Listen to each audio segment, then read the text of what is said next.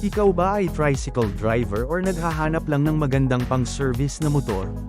Yan ang topic natin, ang Yamaha YTX 125. Ready ka na ba for our topic?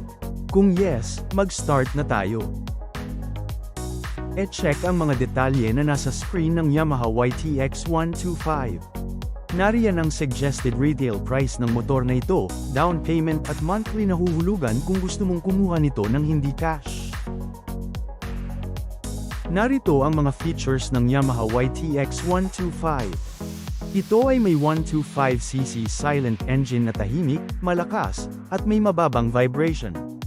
Bright headlight ay mas maliwanag para sa malinaw na biyahe, habang ang Euro 3 compliant muffler ay nagbibigay ng malinis na tambucho.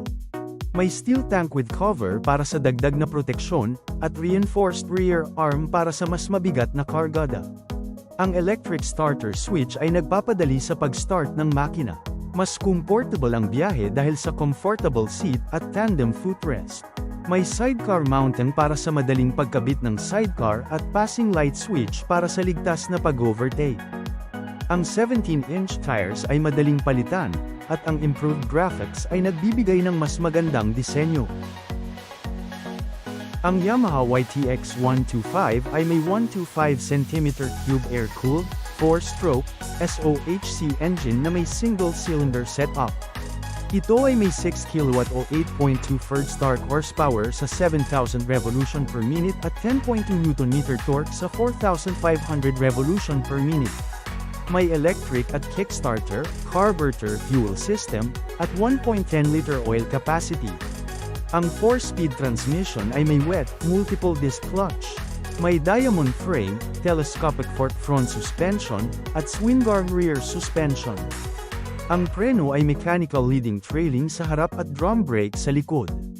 May CDI ignition system, 12 volts battery.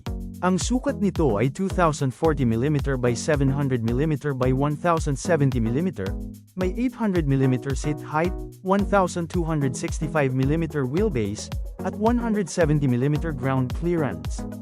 May timbang itong 114 kg, kasama ang langis at full tank, at may 7.6 liters fuel tank capacity, praktikal para sa araw-araw na biyahe.